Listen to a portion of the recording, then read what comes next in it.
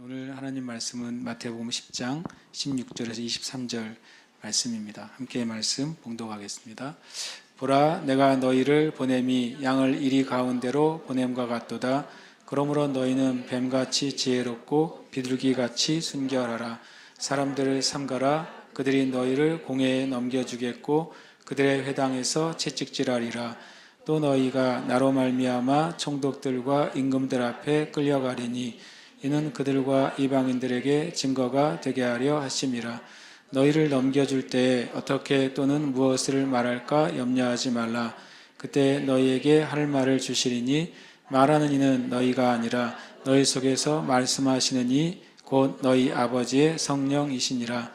장차 형제가 형제를 아버지가 자식을 죽는 데에 내주며 자식들이 부모를 대적하여 죽게 하리라. 너희가 내 이름으로 말미암아 모든 사람에게 미움을 받을 것이나 끝까지 견디는 자는 구원을 얻으리라. 이 동네에서 너희를 박해하거든 저 동네로 피하라. 내가 진실로 너희에게 이르노니 이스라엘의 모든 동네를 다 다니지 못하여서 인자가 오리라. 아멘. 지난주에서 예수님의 전도여행 설교 이제 두 번째입니다. 제가 이제 오늘 예배 시작하기 전에 지난주에 교회를 향한 어떤 이제 새로운 변화가 시작이 됐다, 그런 말씀을 드렸어요. 우리가 동성애나 동성혼에 대한 사회적 또는 국가적인 어떤 상황이 지금 실은 변화된 주간이 한 주간이다. 그러니까 많은 사람들이 뭐 그런 것을 원하거나 기뻐하거나 즐기지 않습니다. 정말 소수 중에 소수인데 그것이 이제 사회적으로 이제 인정이 되거나 받아들여지기 시작하면 그것은 사회 전반에 엄청난 악영향을 이제 주게 됩니다. 어쨌든 이제 대한민국에 그런 일이 이제 열렸다기보다는 도전이 이제 하나 오게 된 것이죠.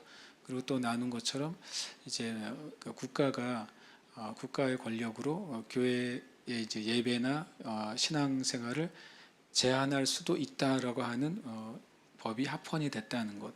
그것은 이제 아시지만 법을 만들지 않았지만 어떤 판례가 생기면 그 다음에 그 판례는 무엇인가를 결정하는 기준이 돼요.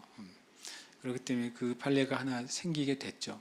대법원에서 결정을 했기 때문에 더 상급기관에 그거를 물을 수는 없어요. 그러니까 대한민국은 만약에 어떤 국가 권력이 어떤 이유 때문에, 이번엔 팬데믹이라는 이유였지만 지금 이유라는 것은 뭐 생기기도 하고 만들기도 하잖아요. 그것 때문에 교회의 예배와 신앙의 자유를 제한할 수 있는 상황이 벌어질 수 있게 됐어요. 한편으로는 속으로 제가 생각했어요. 그래, 옛날에도 있었던 일이고 잘 됐네 그랬어요. 그래야 우리가 우리 스스로의 믿음을 점검할 수 있는 기회가 되겠다 이런 생각을 했습니다. 근데 또 하나 말씀드리면 그건 이제 교회 외부적으로 있는 신앙의 도전이잖아요. 뭐 가정과 하나님이 주신 본성을 지키느냐 못 지키느냐 이런 외부적인 도전, 또 말로는 국가라는 어떤 권력이나 사회의 힘이 교회에 어떤 영향을 줄 수 있는 외부적인 상황. 근데 실은 또 이번 주가 기억을 해놔야 될 주인가 봐요. 이번 주도 이제 국민일보에 책을 하나를 매주 이제 어떤 이슈가 되는 책을 소개해주는 난이 있는데 그걸 보고서 제가 이 책은 제가 사서 보려고요.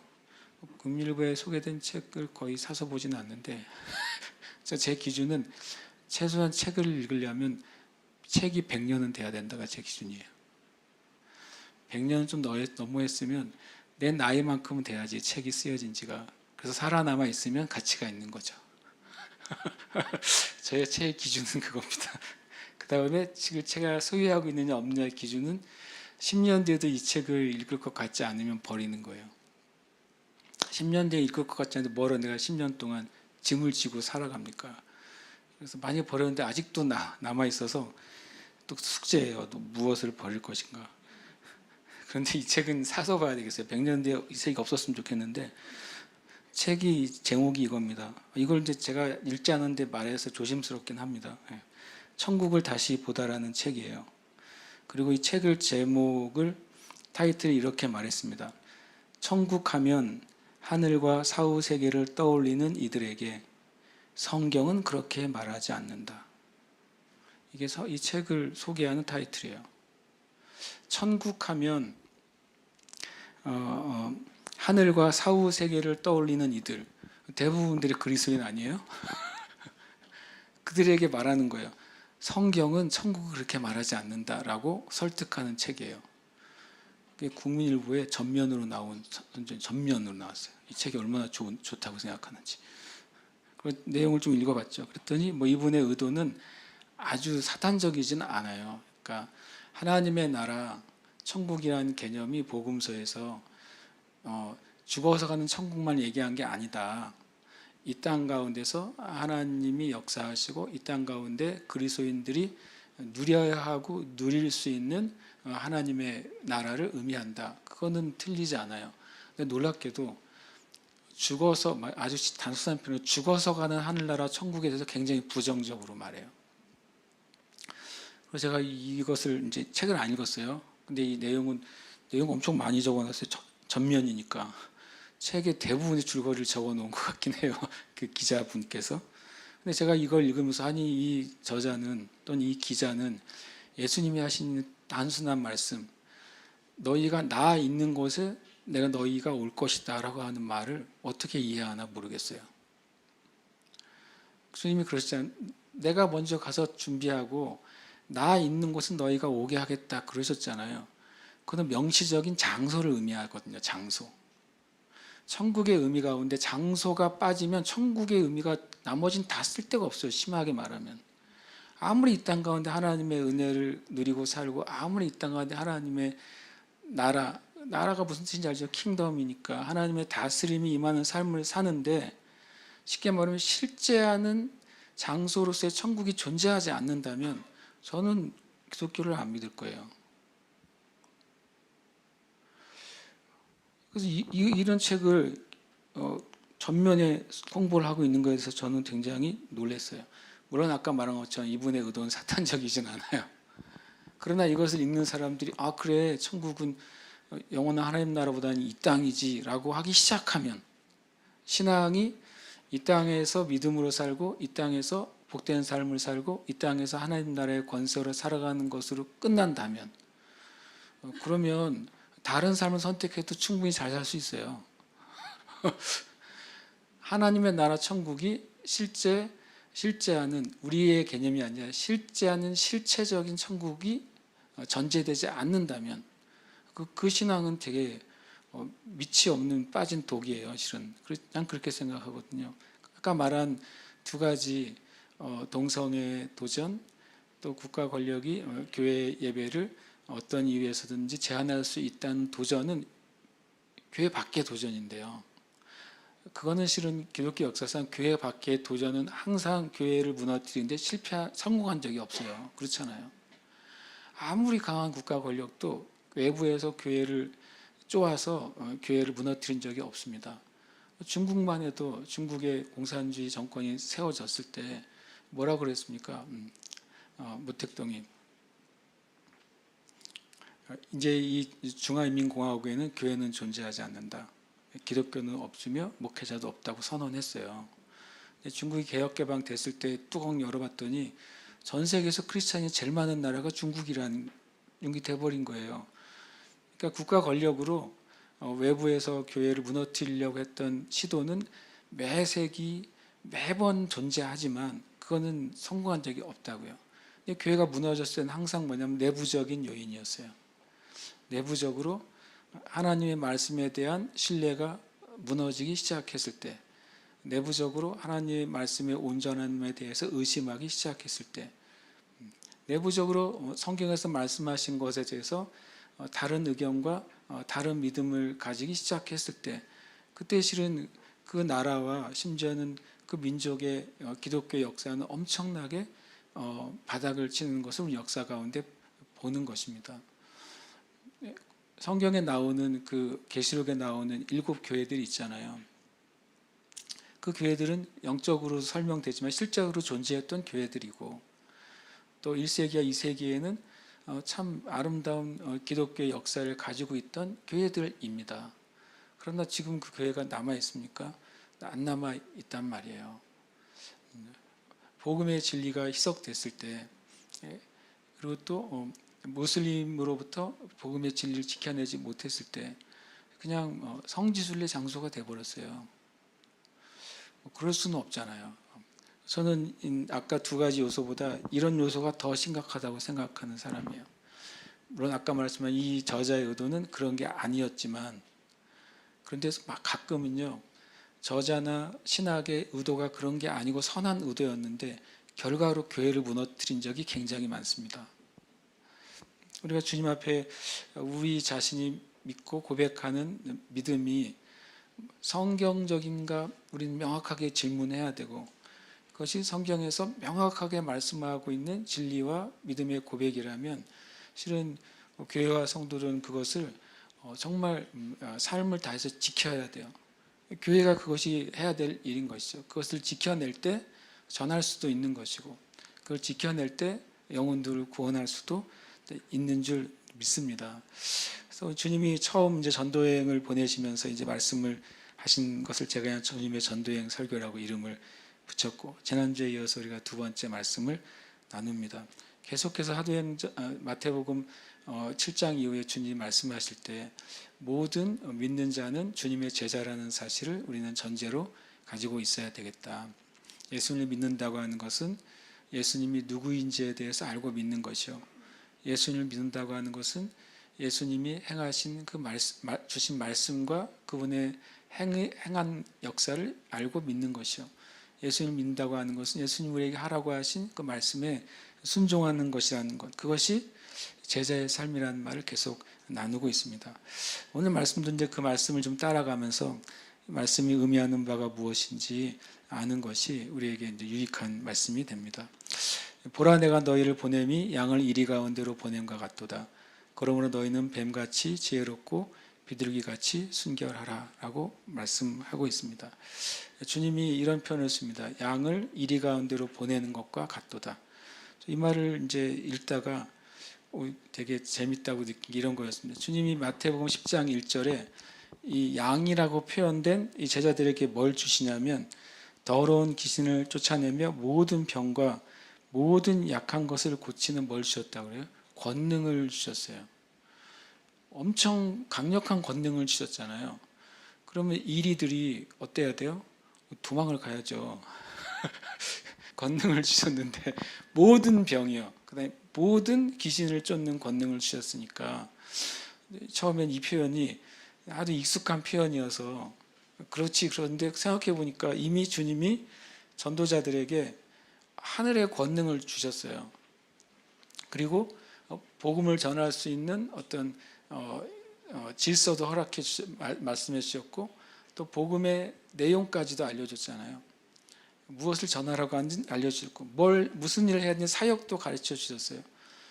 죽은 자를 살리고 병든 자를 고치고 문둥병자를 깨끗하게 하고 귀신을 내쫓으라고 하는 사역의 내용까지도 가르쳐 주십니다. 더 나아가서 축복과 저주의 권세까지 주시잖아요. 주님이 아브라함에게 처음 주셨던 그 약속, 너를 축복하는 자를 내가 축복하고 너를 저주한 자를 내가 저주하리라 라고 하신 거하고 똑같이 너희가 어디든 가든지 평안을 선포해라. 거기에 있는 사람들이 평안을 받을 만하거든 받겠지만 받을 만한 자가 아니면 너에게 돌아올 것이다. 그리고 주님이 말씀하시잖아요. 너희와 너희의 말씀을 거절하면 그 집에서 나오거나 마을에서 나와서 시내 그 먼지를 털어버려라. 그 마을이, 그 집안이 소돔과 고모라보다 더 심각하게 심판을 받을 거다. 주님이 엄청나게 이 12명에 대해서 강력한 권능과 그 보호와 은혜를 주셨잖아요. 그런데 뭐라고 표현하면 근데 너희는 양이야 이렇게 말씀하신다는 게 굉장히 재밌었어요. 저는 귀신도 쫓고 병을 고치는 양이에요. 그 양이 선포한 대로 축복과 저주가 임하는 양이에요. 근데 주님이 이 사실은 그냥 그렇게 우리가 이상하다라고 붙이는 방식이 아니라 실제인 걸 말씀하신 거잖아요. 왜 이렇게 말씀하셨는지가 처음에 제가 이제 알고 싶었어요. 주님이 보내신 사도들, 전도자들이죠. 전도자들을 이리 가운데 보내지는 양과 같다. 그래서 이리 가운데 보내진 양들이 가져야 될 조건이 뭡니까? 바로 지혜와 순결이라고 말씀하신 거예요. 뱀과 같은 지혜가 이 양들에게 필요하고 비둘기 같은 순결함이 양들에게 필요하다고 말씀하신 것이죠. 마태복음 이제 16장 이하에는 여러 가지 이제 우리가 예수님의 말씀에 이중적인 면을 생각하고 읽어야 되는 말씀이 됩니다. 예를 들어서 23절 같은 경우엔 그게 이제 이중적으로 이해하지 않으면 이해가 좀 어려운 말씀이 됩니다. 이 동네에서 너희를 박해하거든 저 동네로 피하라. 내가 진실로 너희에게 이르노니 이스라엘의 모든 동네를 다 다니지 못하여서 인자가 오리라. 인자가 오리라라고 말하는 순간 재림을 생각하잖아요, 우리가. 그렇죠? 인자가 오리라. 재림을 생각하게 돼요. 근데 말씀을 우리가 잘 읽어야 돼요. 여기서 이 동네에서 너희를 박해하거든의 너희가 누구예요?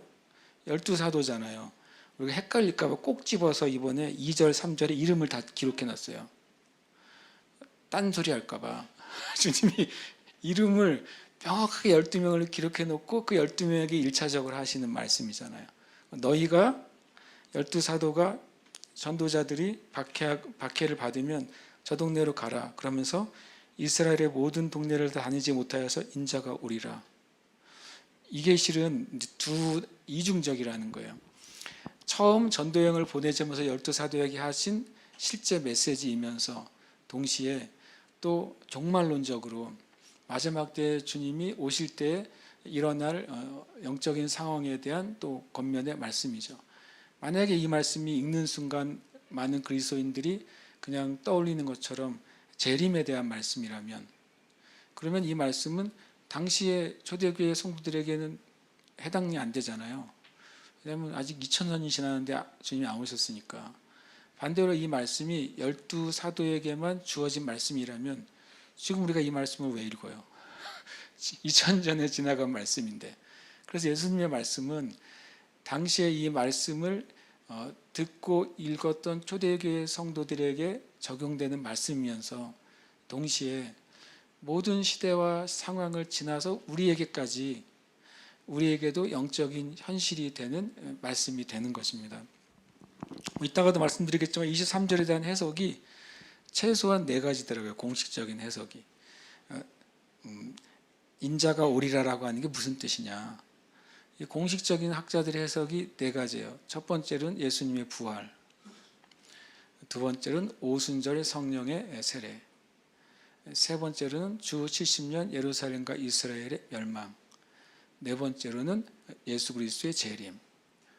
이게 공식적인 해석이 4개예요. 그런데 우리 대한민국의 성도들 10중에 9은 네 번째를 그냥 표시하는 거죠. 재림이야 라고 생각하는 경향이 굉장히 크다는 거예요. 그러나 이 말씀은 그렇게 말씀하신 것이 아니다 라고 하는, 그렇다고 그 네 번째가 아니라는 게 아니에요.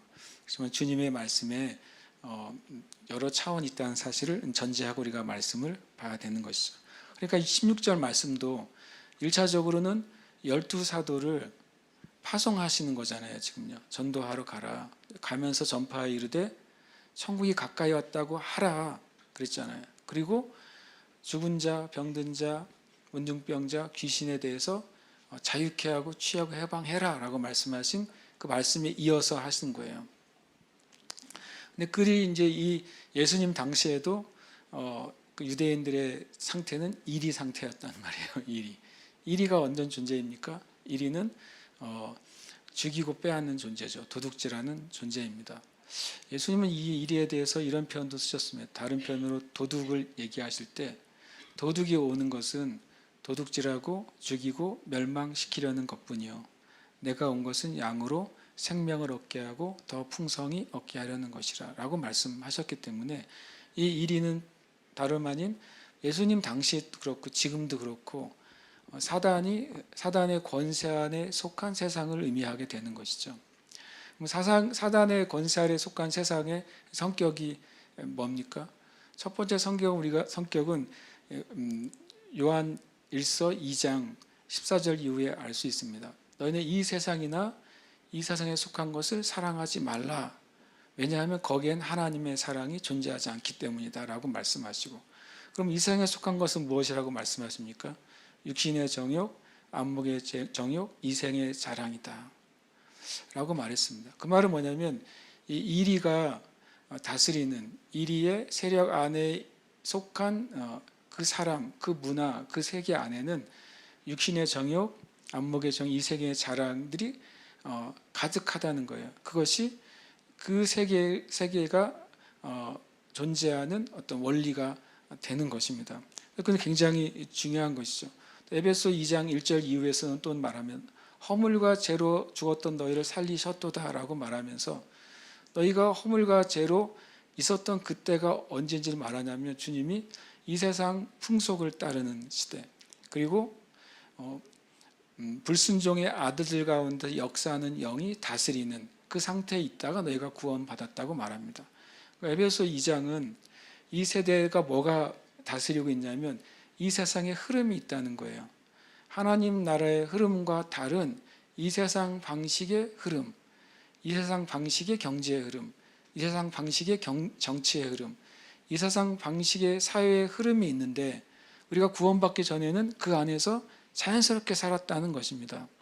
또 더 나아가서 그 안에서 살아갈 모든 사람들은 불순종의 아들들 가운데 역사하는 영이라고 정의된 사단의 권세 아래서 실제적으로 하나님의 뜻에 불순종하면서 살아왔다고 성경은 말씀하고 있어요.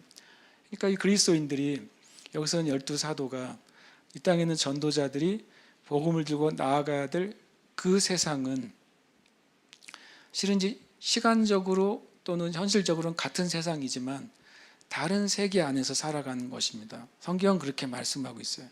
그 안에 이리 안에 있는 세상은 바로 그것이다라고 말해요.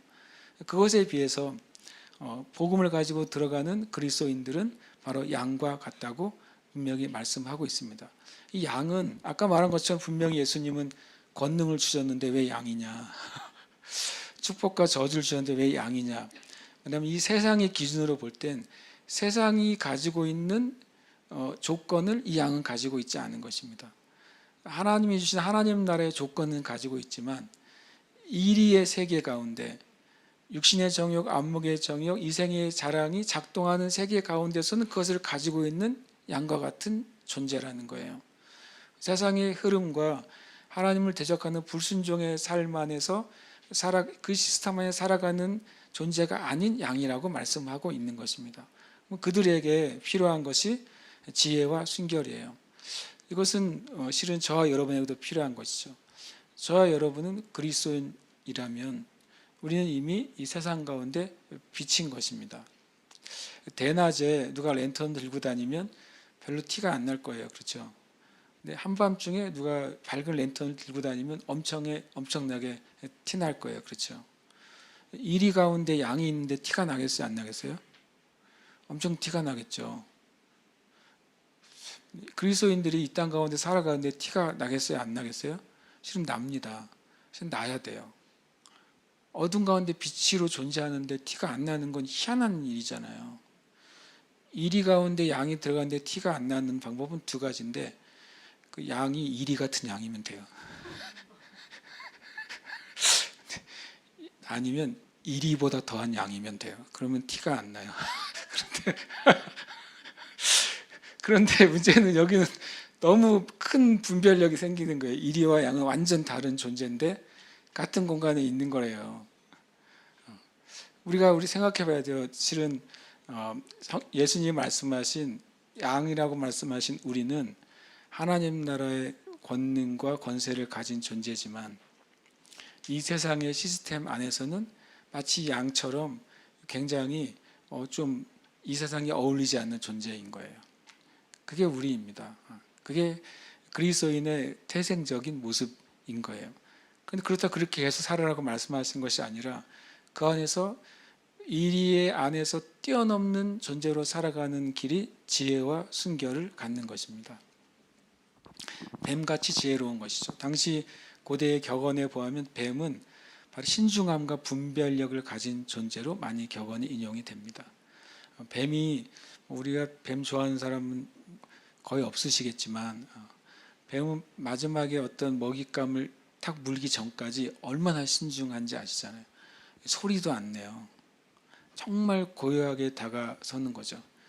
그리고 뱀은 우리가 뱀을 싫어하긴 하지만 뱀의 생태 환경은 엄청나게 되게 비밀에 붙여져 있잖아요. 신중하고 분별력을 얘기할 때 뱀의 지혜를 얘기하게 됩니다.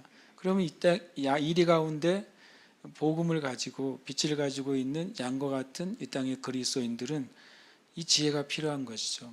신중하고 분별력을 가진 지혜가 필요합니다. 그리고 또 비둘기같이 순결하라고 말씀한 거죠. 이리 가운데 있으면서 복음의 진리나 성경의 가치를 계속 유지하는 것은 순결함인 것이죠. 성경의 비둘기의 순결함을 나왔던 첫 번째 예는 노아 시대라는 사실을 우리가 알잖아요. 노아가 모든 이제 사건이 끝난 다음에 사람들이 살만한 상황이 됐는지를 알기를 원했죠. 홍수가 끝났지만 아직 세상은 사람이 살 수 있는지 없는지 알 수가 없었잖아요. 그래서 비둘기와 까마귀를 날려보냅니다. 까마귀는 잡식성이니까 수많은 그 짐승과 인간의 사체를 먹으면서 살아가는데 전혀 지장이 없었어요. 그러나 비둘기는 그렇지 못하고 그런 것들을 먹을 수 없으니까 계속 돌아온 것을 통해서 비둘기의 순결함은 다른 것이 아니라 바로 거짓과 섞이지 않는 태도를 말하고 있는 것을 우리가 보게 됩니다. 결국에는 그리스도인들이 세상에서 지혜롭기만 하다면 영악하고 교활한 존재가 될 겁니다. 그렇죠? 속속 피해 다니는 존재가 되는 것이죠. 그러나 지혜는 없고 비둘기같이 순결하기만 하다면 이용당하는 존재가 되는 것입니다. 그리스도인은 정말 신중하고 분별력이 있는 지혜를 가지면서 동시에 하나님 우리에게 주신 그 믿음과 신앙을 절대로 타협하지 않는 순결함을 가지고 있어야 돼요. 그래서 예수님이 12제자에게 말씀하신 또 격언이면서 동시에 이 땅에 있는 성도들에게 동시에 주신 영적인 격언이 되는 것이죠. 그러면서 이제 이 말씀을 이제 이어져요. 사람들을 삼가라. 그들이 너희를 공회에 넘겨주겠고 그들의 회당에서 채찍질하리라. 또 너희가 나로 말미암아 총독들과 임금들 앞에 끌려가리니 이는 그들과 이방인들에게 증거가 되게 하려 하심이라. 처음에는 제가 이제 말하려고 하는 건 이해를 못했어요. 왜냐하면 16절부터 23절까지를 저는 계속 반복해서 읽었어요. 이유는 뭐냐면 무슨 말 하는지 몰랐기 때문이에요. 여러분은 저보다 나으시니까 아셨겠지만 저는 몰랐어요.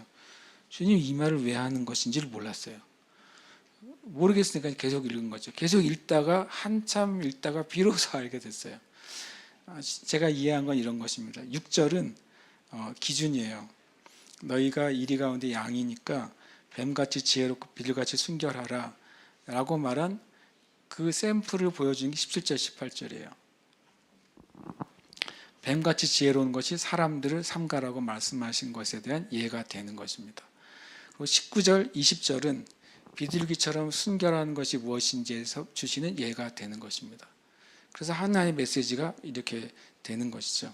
그래서 16절에서 20절까지는 하나의 메시지인 거예요.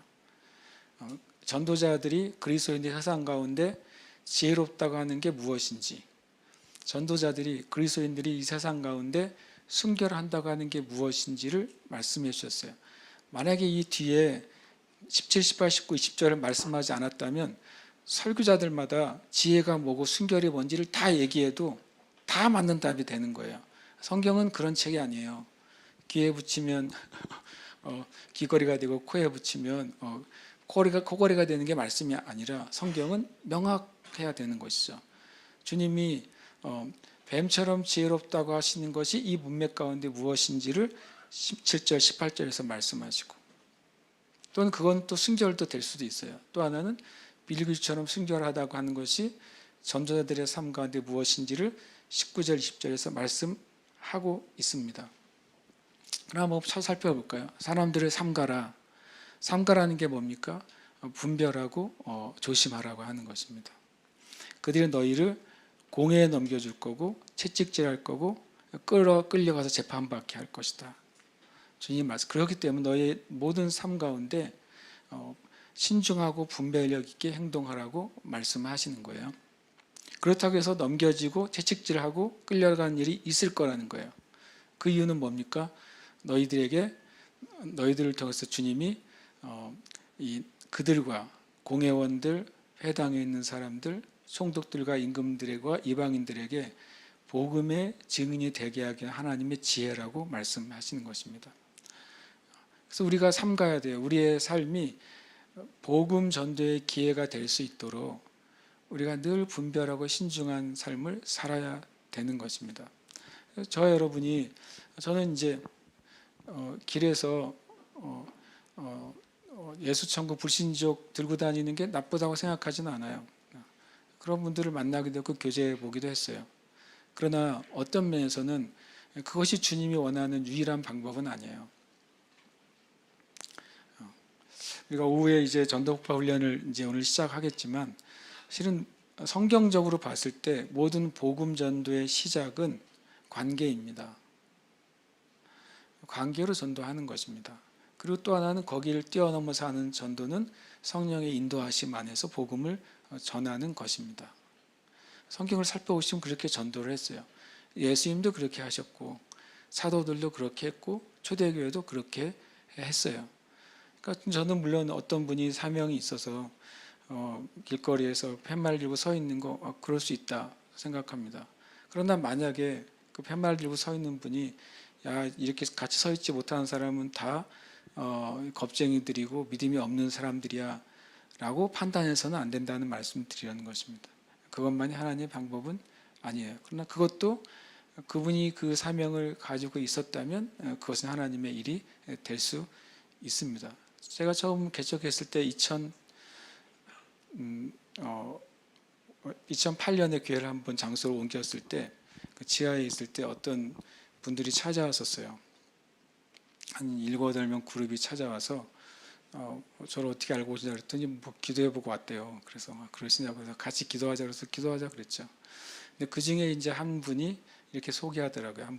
한 분은 미국에서 왔는데 그분이 뉴욕에서 뉴욕에 있는 뉴요커들에게 전도를 한다고 자기가 그러더라고요.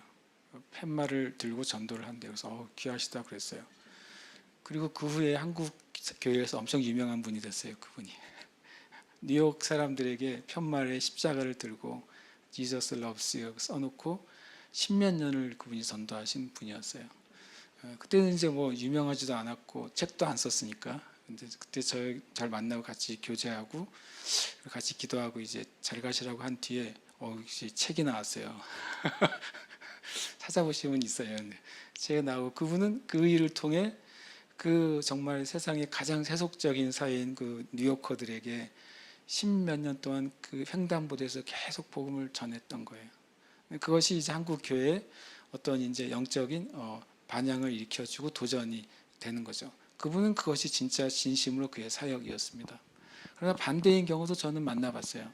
제주도의 시청 사거리에서 누가 팻말 들고 있는 분이 있었어요. 제가 갔죠. 옆에 반갑잖아요. 가서 이제 갔더니 교회도 없고 성도도 없고 그냥 혼자서 그렇게 있는 분이었어요. 그래서 제가 그분을 이제 교제를 하게 됐고 또 우리가 도와줄 수 있는 건 도와줬어요. 그런데 결과적으로는 그분이 엄청 많이 미혹되어 있는 전도자였어요. 그러니까 이제 제가 말하는 것처럼 어떤 방법만이 하나님의 방법이고 어떤 방법은 아니다라고 하는 규정은 오히려 성경적이지 않다. 그러나 하나님은 분명히 우리 보고 뱀 같은 지혜를 가지고 내가 있는 처한 환경에서 직장에서 또는 만약 온 가족이 예수를 믿지 않는다면 그 가정 가운데 그리고 내가 속한 그 사회가 반기독교적이라면 또 그 가운데서 어떻게 내가 믿음을 가지고 살아야 되는지에서 분별력과 신중함을 가지는 지혜가 필요한 거예요. 그 지혜가 없이는 때로는 하나님의 일들이 오히려 막혀지는 경우가 있는 것이죠. 어쨌든 이 일들은 공에 넘겨지고 채찍질 당하고 끌려가는 일들은 하나님의 놀라운 통로가 될 것이라고 말씀하십니다. 그 다음에 이어서 이제 너희를 넘겨줄 때 저는 이게 비둘기 같이 순결하라고 하는 것에 대한 주님의 하나의 샘플이라고 봅니다. 또는 어떻게 무엇을 말할까 염려하지 말라. 이때는 말할 것을 생각하지 말래요. 뱀 같은 지혜를 사용하지 말래요. 그렇잖아요. 생각하지 마라, 염려하지 마라. 그때 너에게 할 말을 주실 것이기 때문에. 그러면서 말씀하십니다. 무엇을 말할까 염려하지 말라. 너에게 할 말을 주시리니 말하는 이는 너희 속에서 말씀하시는 곧 너희 아버지의 성령이라고 말합니다. 이것은 거꾸로 뭐라고 말합니까? 뭘 말할지 생각하지 마. 심지어는 네가 말하는 게 아니야 라고까지 말씀하시는 거예요. 이것은 앞에 있는 뱀 같은 지하고 좀 다른 종류라는 거죠.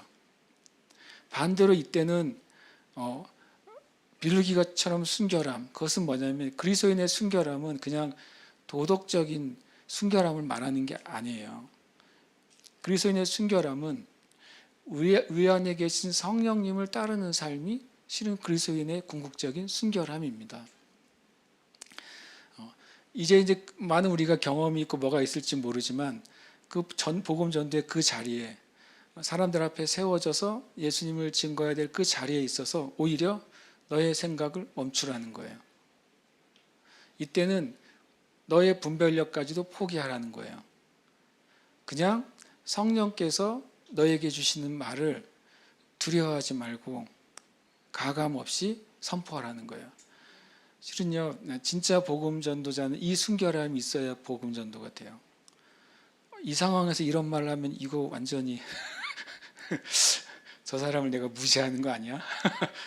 이런 상태에서 이런 말을 하면 엄청 무례한 거 아니야? 이 상황에서 이런 말을 하면 엄청 지혜롭지 못한 게 아니야? 라고 말할 수 있잖아요. 그러나 우리 안에서 말씀하신 성령께서 무엇인가 말씀하시기 시작하실 때 하나님은 그 일을 통해 일하시는 겁니다.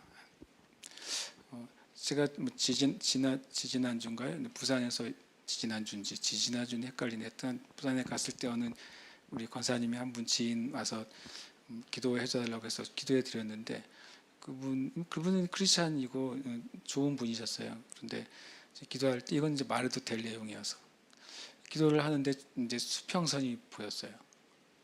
수평선 있어요. 바다가 있고 하늘인 수평선. 근데 수평선이 이렇게 바다와 하늘이 맞닿는 면이 이렇게 불분명한 거예요. 그래서 제가 뭐라고 기도를 해야 되나? 가끔 뭔가 보여서 뭐라고 말을 해야 될지 모르겠어요. 수평선이 보여. 이렇게 말하면 웃기잖아요. 근데 말합니다. 저는 수평선이 보이는데 그러고 뭐라고 기도를 해드렸냐면 자매님의 삶 가운데 무엇인가 불분명하지 않는 것들이 지금 많이 있는 것 같다고 기도를 시작을 했어요. 수평선은 분명한 거잖아요. 하늘과 땅이 분명한 건데 그것이 이제 뭉개져 있으니까 하늘과 땅의 분별력이 분별하지가 정확하지 않는 것. 그래서 제가 몇 가지를 이제 주님이 주신 대로 나눴어요. 나중에 이제 그분이 어쨌든 제가 기도해 드린 것이 도움이 되고 점검이 되셨다고 저한테 말씀해 주셨어요. 중요한 건 뭐냐면요, 우리가 복음을 전할 때도 마찬가지입니다. 우리는 이제 전도 폭발을 통해서 복음의 내용 진리를 우리는 베이스로 훈련을 할 거예요. 뭐 사람 만났다고 그 전도 폭발을 1부터 10까지 그냥 주르르 그냥 레코드 플레이어가 플레이되지 하라는 게 아니잖아요. 내 안에 복음의 전체 진리가 있지만 성령께서 그 사람에게 필요한 하나님의 말씀으로 풀어주셔야 되는 거예요. 전도는요. 그것을 우리가 진짜 그리스도인의 영적 순결함은 성령님의 인도를 따르는 것으로부터 오는 것입니다. 왜냐하면 성령님은 거룩하신 영이기 때문에 그렇습니다. 성령님은 또 지혜로운 영이시기 때문에 우리에게 순결한 믿음을 가진 이들에게 하나님의 지혜의 말씀을 풀어주시는 것이죠. 그리고 20절은 아주 중요한 구절입니다. 그리스도인의 삶 가운데 이 구절은 엄청 중요해요. 말하는 이는 너희가 아니라 너희 속에서 말씀하시는 이 곧 너희 아버지의 성령이시니라. 성경에 성령 하나님에 대한 성경적인 정의예요. 너희 속에서 말씀하시는 아버지의 성령. 이것이 성경에서 성령을 정의하는 문장입니다. 성령님은 여러분과 저의 영에서 말씀하십니다. 그러니까 이런 기도를 하지 마세요. 주님의 뜻이라면 저 앞에 있는 사람의 모자가 갑자기 날아가게 해주시옵소서. 이런 기도는 하면 안 돼요. 우리 속에서 말씀하시는데 왜 자꾸 밖에서 뭔가 해달라고 주님께 어떤 이런 문제, 이것이 주님의 뜻이라면 여기서부터 공항까지 다 파란불로 바뀌게 하여 주시옵소서. 이렇게 기도하는 사람도 봤어요. 주님 이렇게 하실 수도 있죠. 우리가 이렇게 성령님의 음성을 그런 식으로 요청하거나 판단하면 안 되는 거예요. 어쨌든 하나님은 그보다 더 큰 일도 하시는 분이시지만 성령님은 근본적으로 저와 여러분의 심령에서부터 말씀하시는 분이라는 것. 감동을 주시거나 말씀을 떠올리고 깨닫게 해주시거나 그리고 내가 잊고 있었던 어떤 부분을 생각나게 하시거나 그것이 바로 성령님이 말씀하시는 방식이지. 지나가는 차가 세대가 다 황금 마티즈가 지나가면 주님의 뜻이다 이런 건 아니잖아요. 황금 마티즈가 옛날 이야기인데 그러니까 우리 밖에서 주님이 말씀하신다는 것으로부터 전환이 돼야 돼요. 많은 그리스도인들이요. 주님이 이렇게 우리가 성령 안에 있을 때 그 그리스도인을 이리 가운데 양이 지혜롭고 순결하게 행할 수 있도록 하신다는 것입니다. 그러면서 이 말씀을 하십니다. 장차 형제가 형제를 아버지가 자식을 죽는 데 내주며 자식들이 부모를 대적하여 죽게 하리라. 또 너희가 내 이름으로 말미암아 모든 사람에게 미움을 받을 것이나 끝까지 견디는 자는 구원을 얻으리라. 형제, 아버지, 자식 모든 사람들로부터 전도자들이 어려움을 당할 거라고 말씀하셨어요. 끝까지 견디는 자는 구원을 얻으리라. 1차적으로 이 말씀은 아까 말한 것처럼 12사도와 초대교회 성도들에게 주신 말씀이에요. 이 마태복음에 쓰여진 것은 예수님 당시에 쓰여지지 않았잖아요. 예수님의 당시에 일어난 사건과 말씀이지만 이 마태복음을 비롯한 복음서가 쓰여진 것은 예수님이 죽으시고 부활하시고 승천하신 뒤에 30년 이후부터 복음서가 쓰여졌어요. 그럼 30년 이후의 상황은 언제입니까? 실제적인 박해가 현실적으로 일어나는 그리스도인들의 상황. 마태복음을 읽었던 그리스도인들은 이것이 미래에 일어날 사건이 아니라 자신들에게 일어나는 상황, 자신들의 형제 자매들에게 일어나는 핍박의 상황인 거예요. 그러면 이 말씀을 끝까지 견디는 자는 구원을 얻으리라. 이것을 어떻게 이해하면 좋을까요? 첫 번째로는 구원을 얻으리라 그러면 구원이라는 단어에 예수 믿고 구원받는 것만 생각하는 분들이 있어요. 이 전도자들, 12사도는 이미 구원받은 이들이죠. 맞습니까? 그리고 이후에 이 말씀을 가지고 복음을 전하러 가는 전도여행을 하거나 전도를 하는 이들도 이미 구원받은 자들이죠. 그들이 또 구원을 왜 받아요? 그러니까 이 구원을 얻으리라는 예수 믿고 얻는 구원을 의미하는 것이 첫 번째, 아니다. 그 다음에 두 번째, 끝까지 견디는 자는 구원 얻으리라니까 무슨 끝만 들어가면 일단 주님의 재림과 종말이에요. 우리가 약간 이상하게 그 하나가 이렇게 딱 씌워져 있어요. 끝자만 들어가면, 마지막 자가 들어가면 무조건 이제 종말론으로 가요. 여기서 끝까지 견디는 자는 구원을 얻으리라 그러니 결국엔 마지막에 주님 오시기 전에 끝까지 견디는 자 하나가 떠올라요. 단어가 7년 대환란 그냥 떠오르는 거죠. 그리스도인들은. 여기에 써있지도 않는데 주석을 붙여요. 7년 대환란이로구나. 그래서 견디면 구원을 받는구나. 주님이 재림하시는구나 라고 이해합니다. 저는 그것도 아니라는 말씀을 드립니다. 여기는 그런 의도로 주님 말씀하신 내용이 전혀 아니기 때문에 그렇습니다. 그러면 이 말씀의 의미, 복음을 전하는 과정 가운데 이런 환란들이 계속 증가하게 될 것이다. 처음에는 그냥 공회에 잡혀가고 재판석에 서지만 그 다음 단계는 뭐예요? 이제 예수 믿는 사람들은 반사회적인 인물이 되고 반국가적인 인물이 되는 거예요. 로마 시대의 그리스도인들의 제목은 예수 믿는 게 죄가 아니라 반사회적인 단체라고 해서 핍박을 받은 것입니다. 로마의 정부에 반대하는 자들, 로마의 황제를 부인하는, 다른 황제를 숭배하는 자들, 우리식으로 하면 역적들이기 때문에 핍박을 받았지 예수 믿어서 핍박받지 않았습니다. 우리가 한 가지를 알아야 돼요. 예수 믿어서 핍박받는 게 아니에요. 왜냐하면 로마 시대에는 수많은 신을 다 섬겼기 때문에 예수도 그 중에 하나 신이라고 여겼어요. 근데 마귀가 하려면 이렇게 이 그리스도인들이 형제가 형제를, 아버지가 자식을 죽이는 게 내어줘야 될 만큼 사회적으로, 국가적으로 그리스도인들은 반사회적인, 반국가적인 아주 나쁜 사람들이 되게 될 때 이런 일이 벌어지는 것입니다. 그러면 그들에게 주님이 말씀하셨어요. 모든 사람에게 미움을 받을 거야. 그런데 끝까지 견디는 자는 구원을 얻으리라. 이 구원, 다시 말하면 예수 믿고 거듭나는 구원은 아니다. 이미 받았으니까. 이 구원은 종말론적인 7년 대환란 후에 주님이 재림하시는 구원도 아니다. 이런 그런 맥락이 아니니까. 그러면 이 구원은 뭘까요? 이런 것입니다. 초대교회 상황이라고 말씀드렸잖아요. 사도들과 또 전도자들이 잡혀가요. 베드로와 요한도 잡혀갔죠. 공회에서 잡혀가서 심판을 받습니다. 그러나 그들이 뱀처럼 지혜롭게, 또 비둘기처럼 순결하게, 담대하게 예수 그리스도를 증거합니다. 우리가 하나님의 말을 듣는 것이 옳으냐, 사람의 말을 듣는 것이 옳으냐, 아주 멋있는 말을 합니다. 놀랍게도 그들이 이 사도들을 죽이지 못하고 어떻게 해요? 풀어줘요. 끝까지 견디는 자는 구원을 얻으리라. 바울과 실라가 빌립보에 갔어요. 가서 귀신 들린 여인을 자유롭게 해줬습니다. 그것 때문에 그 귀신 들린 여인을 통해서 이익을 누리던 주인이 바울과 실라를 고소하죠.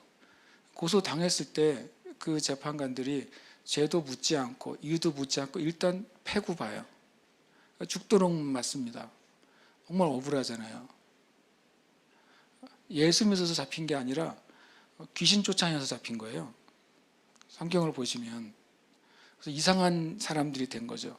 잡혀서 밤 두드려 맞고 이제 내일이면 어떻게 될지 모르는 상황에서 잡혀 있어요. 그때 바울과 실라가 뭐 합니까?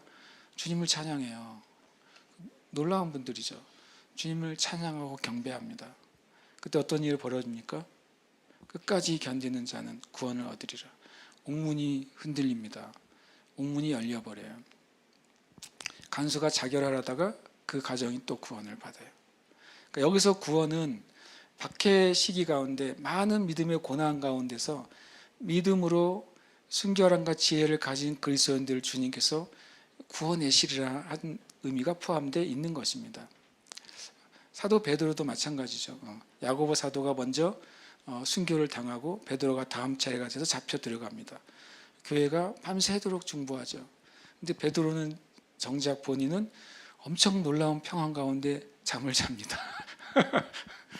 주님이 천사를 보내셔서 베드로의 옆구리를 차시기까지 해요. 그래가지고 나옵니다. 끝까지 견디는 자는 구원을 얻으리라. 그것은 초대교회에 있었던 박해와 믿는 자들에게 주신 놀라운 하나님의 큰 권능의 구원을 설명해 주는 말로 저는 이해합니다. 동일하게 지금도 마찬가지죠. 예수 믿고 구원 얻은 이 땅의 교회와 성도들이 우리의 삶의 자리 가운데서 소금으로 빛으로 살면서 복음의 삶을 살 때, 그럴 때 가끔은 이유 없는 고난이나 도전이 있을 때가 있어요. 제가 군대 제대하고 많은 아르바이트를 했거든요. 노가다는 한 9개월 한 것 같아요. 순수 노가다 9개월. 그 다음에 이제 그 전에 이제 뭐 우체국 아르바이트도 하고 이것저것 하다가 일단 어느 회사에서 아르바이트를 하게 됐어요. 그래서 3명이 그 군대 동기와 같이 아르바이트를 했어요. 그런데 그 위에 있는 2명이 있군요. 2명이 했는데 위에 있는 제 바로 위에 있는 나의 일을 나를 시키는 그분이 엄청 나를 갈구는 거예요. 군대에서도 받지 않았던 갈굼의 수준으로 나를 갈구는 거예요. 그래서 이유를 알 수가 없어요. 같이 일하던 제 친구도 야, 왜 그분은 너만 미워하냐 그랬어요. 내가 어떻게 알아요? 나를 미워하는데. 6개월을 그랬어요.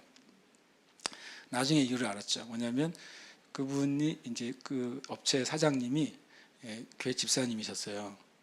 근데 이분이 교회 집사님이니까 그 회사를 경하는 방식이 술도 안 마셔, 뭐 이런 이제 되게 성실한 분이셨어요. 그러니까 제 위에서 일하는 그분은 즐기고 놀길 원하는 분인데 사장님 때문에 그걸 못하니까 굉장히 많이 분노 게이지가 쌓여 있었거든요. 교회 다니는 아르바이트생이 제가 온 거예요. 저를 엄청 괴롭혔어요. 나는 예수 믿는 것 때문에 괴롭힘 당한 게 아니라 교회를 다니는 아르바이트생님 때문에 괴롭힘을 당한 거예요. 6개월을 제가 그냥 잘 지냈어요. 나중에 그분은 그 일을 그만두게 돼요. 그래서 거기서 큰 구원을 받은 건 아니었지만 제가 말하고 싶은 거는 예수 믿는 사람들이 예수 믿는 이유 때문에 묘하게 받는 고난들이 발생할 수 있어요. 온 집안이 예수를 안 믿는데 내가 예수님 믿을 때 그 온 집안으로부터 실은 어려움을 당할 수 있어요. 그렇잖아요. 동창회에 모였는데 다 신나게 즐기고 먹고 마시는데 나는 그걸 못하는 존재일 때 또 그 관계 가운데서 내가 굉장히 작아지게 되고 또 어떤 따돌림을 당할 수 있어요. 그게 그리스도인들이 꼭 큰 생명이 걸린 박해가 아니더라도 우리의 삶 가운데 그런 일들은 비일비재하게 일어나는 일들이에요. 저는 이 말씀 안에 그 부분도 포함되어 있다는 것을 보게 돼요. 저와 여러분이 어떤 상황에 있든지 우리는 전도자로 부름 받았다는 사실을 잊어서는 안 돼요. 내가 실제로 막 성경을 막 말하는 전도를 하든 아니면 내가 잠잠히 성실하고 충성되게 복음적인 삶을 살든 우리는 누군가에게 예수 그리스도의 빛을 전하는 삶으로 부르신 것입니다. 그럴 때 우리는 주님께 구해야 돼요. 주님이 뱀처럼 지혜롭고 비둘기처럼 순결하라고 하셨으니 우리는 그걸 구하면 돼요. 지금 나의 모든 상황 가운데 뱀처럼 지혜로운 신중함과 분별력을 주시고 비둘기처럼 순결하게 오직 성령님의 인도하심에 따라 내가 행하는 자가 되게 해달라고 우리는 구하면 되는 것입니다. 그렇게 하시길 축복합니다. 그러면서 주님 말합니다. 이 동네에서 너희를 박해하거든 저 동네로 피하라. 내가 진실로 너에게 이르노니 이스라엘의 모든 동네를 다 다니지 못하여 인자가 오리라. 이게 진짜 난해 구절 중에 하나거든요. 인자가 오리라는 뜻이 무엇인가? 인자가 오리라 무조건 재림이죠. 이렇게 말하는 분이 있어요. 그런 이제 우리가 그런데 딱 이렇게 기본이 세팅이 되어 있기 때문에 이런 표현이 나올 때마다 재림, 종말 이런 걸로 이제 딱 그걸로 읽기 시작하는 것입니다. 그러나 아까 말한 것처럼 이제 말씀 그냥 눈으로 보게 되면 우리가 조금 설명을 할 수 있게 돼요. 첫 번째로는 인자가 오리라라고 말씀하셨으니까 이 사도들이 또는 전도자들이 박해를 당하면서 다니는 동안에 누가 함께 하시지 않는 거예요? 예수님이 함께 하시지 않는 상황이죠. 계신 분이 어떻게 다시 와요? 그렇죠? 그러니까 이 말씀에 의하면 이 말씀에 인자가 오리라고 말했을 때 이 전도자들에게는 주님이 함께 계시지 않는 상황이다라는 것은 첫 번째 알 수 있어요. 그러니까 제가 봤을 때 이제 네 가지 해석이 있다고 그랬잖아요. 예수님의 부활 또는 오순절을 얘기하는데 예수님의 부활은 이미 아니다. 예수님 부활 이후에도 예수님 제자들과 함께 계셨거든요. 그러니까 첫 번째 해석은 탈락. 제가 보기에 인자이신 예수님이 함께 하시지 않은 상황 가운데 예수님의 제자들과 성도들이 박해를 받으면서 복음을 전하는 상황인 거예요. 이 상황은. 그런데 감사하게도 특정 지역이 언급이 돼 있어요. 어디요? 이스라엘의 모든 동네라는 말이 언급이 돼 있어요. 이것을 엄청 확장해 가지고 재림의 때, 종말의 때에 이방인의 충만한 수가 차고 나중에 예수 그리스도 유대인들이 예수님 믿을 때 주님이 오시겠다고 하신 말씀으로 확장시킬 수도 있어요. 그러나 이 말씀은 그런 의미는 아니란 말이죠. 특정 지역이 있어요. 이스라엘의 모든 동네. 그 동네 이스라엘의 모든 동네에 핍박을 받으면서 복음을 전해지는 시기가 끝나기 전에 인자가 올 것이란 말이 됩니다. 그래서 이거는 이제 오순절 날도 탈락. 왜냐하면 오순절 이후에 이스라엘의 모든 동네에 복음이 전해지기 시작했잖아요. 오순절 이전에는 예루살렘에게만 복음만 있었어요. 아시죠? 예루살렘 중심으로만 복음이 전해졌습니다. 오순절 이후에 핍박받으면서 복음을 전하는 게 언제예요? 스데반 사건 이후입니다. 그렇죠? 교회가 부흥할 때도 핍박은 없었어요. 왜냐하면 교회가 부흥하고 허다한 제사장들의 무리가 모이고 그리고 교회가 엄청 커졌을 때 이 기존의 유대 사회로부터 엄청난 위기감을 느끼게 되고 그리고 특별히 이제 사울을 중심으로 한 그쪽의 해당 지역으로부터 더 많은 반발을 느끼게 되고 결국에는 이제 계획을 가진 것이죠. 기독교회를 탄압하기 위한 방법으로 스데반을 사용합니다. 거짓 증인을 내어서 스데반을 종교 사형을 시키죠. 그리고 그 다음부터 박해가 어떻게 됩니까? 예루살렘으로부터 시작해가지고 박해가 유대로 확산이 돼요. 그때 제자들과 성도들이 흩어져서 어디로 전도합니까? 사마리아와 유대 지역을 가면서 이 동네 저 동네를 피해 다니면서 복음을 전한다고요. 제 말이 맞습니까? 사도행전이 이렇게 말하고 있고 사도행전에 그대로 이야기가 들어 있는 것입니다. 그들이 이스라엘 전체 복음을 동네를 다하지 못하는 상황이 초대교회의 상황이에요. 어떻게 보면 복음은 퍼져가지만 여전히 유대 안에서는 그 복음에 대해서 반대한 일들이 일어나고 있었으니까 그렇습니다. 그럼 인자가 오리라, 이걸 저는 뭐로 이해하냐면 주 70년 예루살렘과 이스라엘의 멸망으로 봅니다. 왜냐하면 인자가 오리라라고 하는 표현, 하나님 나라가 임한다라고 하는 표현이 한 개인이 예수님 믿을 때에도 그 사람의 영에 하나님 나라가 임했다라고 말합니다. 한 교회에 하나님의 부흥이 임할 때에도 그 교회에 하나님 나라가 임했다고 말합니다. 한 지역 사회가 교회의 부흥을 말미암아 지역 사회가 변화될 때에도 그 지역 사회에 하나님의 나라가 임했다라고 말합니다. 그리고 마지막 주님이 재림하시고 영원한 심판이 있은 이후에 영원한 천국에 들어갈 때에도 하나님의 나라가 임했다고 말합니다. 맞습니까? 마찬가지로 인자가 오신다고 하는 표현은 성경의 여러 의미로 계속 반복해서 나타나고 있는 거예요. 내가 오늘 설교를 통해 주님 나에게 뭔가 말씀하셨을 때 주님 나에게 임하셨어요 라고 말할 수 있죠. 맞습니다. 그리고 우리가 기도할 때 주님 기도 가운데 깊은 기도와 예배의 은혜가 있다면 주님이 우리 가운데 임하셨다고 우리는 말할 수 있습니다. 또 반대의 날도 있어요. 구약에서 계속 말하는데요. 주님의 날, 하나님의 날은 두 가지가 나타나는데요. 하나님이 하나님의 백성을 구원하시는 날이면서 동시에 하나님을 대적자들을 뭐하는 날이에요? 심판하는 날이 바로 주의 날이에요. 인자가 오셨다고 하는 말은요. 당시 이렇게 표현하는 것이죠. 주님이 심판하시는 것입니다. 언제요? 이 하나님의 백성들이 초대교회의 전도자들이 이 동네 저 동네를 다니면서 박해를 받으면서 복음을 전합니다. 그리고 위에 말한 것처럼 그들이 처음에는 회당에 끌려가고 공회에 잡혀가요. 사도들과 초대교회 성도들이. 그리고 채찍도 맞아요. 사도 바울도 40에 하나 감한 매를 4번인가를 맞았다고 그러잖아요. 그러다 그것이 확장되니까 이제는 로마 사회 안에서 박해가 일어납니다. 서로 고발하고 죽이는 일이 벌어집니다. 그러나 여전히 이스라엘 전체는 아직 복음으로 충만하지 않습니다. 심지어 이스라엘 전체 사회는 로마에 반항할 뿐만 아니라 예수 그리스도에게 반대합니다. 그리고 그 결과로 주님이 임하시는 사건이 일어나요. 주 70년 이스라엘 멸망하고 예루살렘이 정복당하고 성전이 완전히 파괴되고 유대인은 온 세상으로 뿔뿔이 흩어지는 주님이 임하신 심판의 날을 처음 경험하게 되는 것입니다. 저는 23절을 그렇게 이해해야 된다고 생각합니다. 왜냐하면 23절이 재림과 종말을 의미한다면 23절로 메시지가 끝나셔야 돼요. 그런데 성경을 보시면 24절부터 42절까지 엄청 많은 메시지가 남아 있거든요.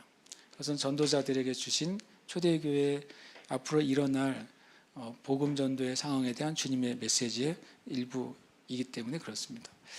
제가 오늘 나누고 싶은 건 이제 이것은 주제라기보다는 말씀을 이해하는 걸 제가 이제 중점을 뒀는데 중요한 건 그것입니다. 저와 여러분은 제자로 부름 받았고 제자들은 복음을 전하고 영혼을 구원하는 삶으로 부름 받았습니다. 직접적으로 겉으로 이제 목회자, 선교자, 선교사, 간사 이런 사역에 직임이 없다 할지라도 모든 그리스도인은 그의 삶에서 주님의 이름을 전하는 놀라운 부르심만 있다는 사실을 우리가 오늘 붙잡게 되기를 축복합니다. 함께 이 시간 기도하겠습니다. 함께 고백하겠습니다. 예수 그리스도는 영혼들을 구원하시기 위해 교회와 성도들을 세상에 보내신다. 아멘. 한 번 더요. 예수 그리스도는 영혼들을 구원하시기 위해 교회와 성도들을 세상에 보내신다. 아멘. 고백합니다. 예수 그리스도는 나에게 속한 이들을 구원하기 위해 나를 세상에 보내신다. 아멘. 한 번 더요. 예수 그리스도는 나에게 속한 이들을 구원하기 위해 나를 세상에 보내신다. 고백합니다. 예수 그리스도는 교회와 성도들을 통해 사람들을 구원하시고 치유하시고 축복하신다. 아멘. 한 번 더요. 예수 그리스도는 교회와 성도들을 통해 사람들을 구원하시고 치유하시고 축복하신다. 아멘. 우리 성도들의 또 나의 우리 이름을 넣어서 우리가 고백하고 주님, 저의 삶을 통해 어떤 방법과 어떤 하나님의 지혜로든지 제가 예수님의 이름을 전하는 삶을 살게 해주시고 저를 통해 어떤 영혼이든 구원받는 삶을 살게 하여 주시옵소서. 함께 이 시간 기도하겠습니다. 고백하고 기도합니다. 예수 그리스도는 영혼들을 구원하시기 위해 교회와 고웅령을 세상에 보내신다. 예수 그리스도는 고웅령에게 속한 이들을 구원하기 위해 고웅령을 세상에 보내신다.